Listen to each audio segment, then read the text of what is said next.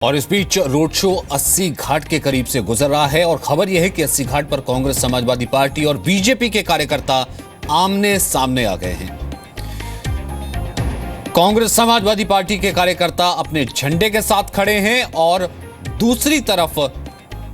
प्रधानमंत्री मोदी का काफिला यहां पर पहुंचने वाला है, लेकिन कार्यकर्ता क्योंकि काफी बड़ी संख्या में मौजूद हैं, कार्यकर्ता यहां पर पहले से मौजूद है और कार्यकर्ता अपनी पार्टी के झंडे हाथ में लेकर के मौजूद है।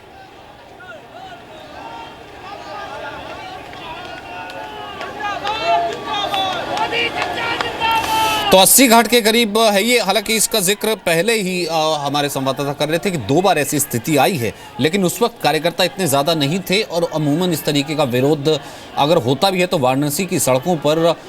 क्लैश की तरह नहीं होता है कि वो पैसेज हो जाते हैं, यानी गुजर जाता है। एक अगर जत्था आया भी, अगर रोड शो का वो किसी और पार्टी से संबंधित है तो दूसरी अगर पार्टी विरोधी पार्टी है तो वहाँ के कार्यकर्ताओं का जत्था है तो अमूमन वो गुजर जाया करते हैं। अब क्योंकि ये प्रधानमंत्री का रोड शो चल रहा है और भीड़ बहुत ज़्यादा है, अब ऐसे में देखना होगा। और इसमें इम्पॉर्टेंट इसलिए हो जाता है कि कुछ ही देर में राहुल गांधी और अखिलेश का रोड शो भी शुरू होना है, तो उसकी भी तैयारियां काफ़ी ज़्यादा की गई हैं। उसको लेकर के भी काफ़ी ज़्यादा व्यवस्था है और भीड़ काफ़ी ज़्यादा है।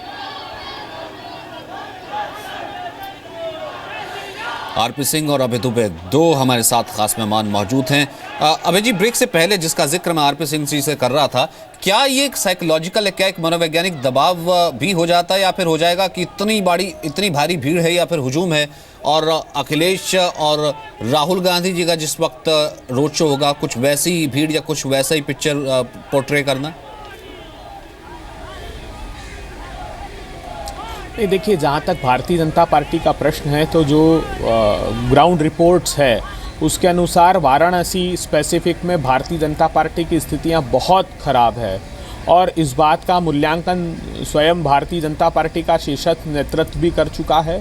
इसी के दृष्टिगत आप देखिए कि इतनी बड़ी संख्या में मंत्री और प्रधानमंत्री जी का यहीं रोड शो करना, ये इस बात का संकेत और सूचक है कि वहाँ वास्तविकता के धरातल पर भारतीय जनता पार्टी का काम नहीं है, क्योंकि लंबे समय से लोकल बॉडी, लगभग 25-30 वर्षों से वहाँ शासन भारतीय जनता पार्टी का है और लोगों का अब विश्वास सा उठ गया है वहाँ, क्योंकि काम उनकी लोकल बॉडी ने वहाँ किया नहीं। तो मुझको लगता है कि उसके दृष्टिगत ये सारा मास मोबिलाइजेशन है।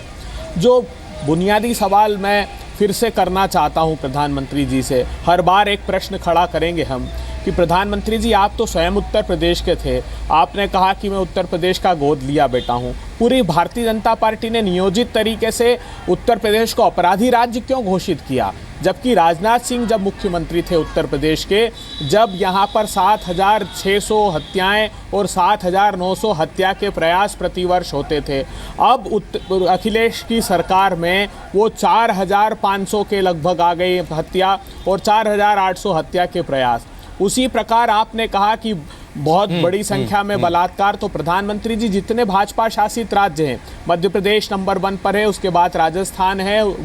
महाराष्ट्र है, उसके बाद राजस्थान है, तो 5.3% क्राइम रेट सिर्फ है महिलाओं के लिए उत्तर प्रदेश में। महाराष्ट्र में 16%, मध्य प्रदेश में 14%। लेकिन उन इश्यूज को तो आप उठा ही रहे हैं ना अपनी रैलियों में, वो तो आप कह ही रहे हैं। और इन इश्यूज के साथ साथ ये भी आप कह रहे थे कि 27 साल यूपी बेहाल, खैर फिर भी अंत में आकर के करना तो पड़ा ही समझौता। खैर बहुत सी ऐसी चीज़ें अभी जी जो कि सवाल काउंटर भी की जा सकती हैं।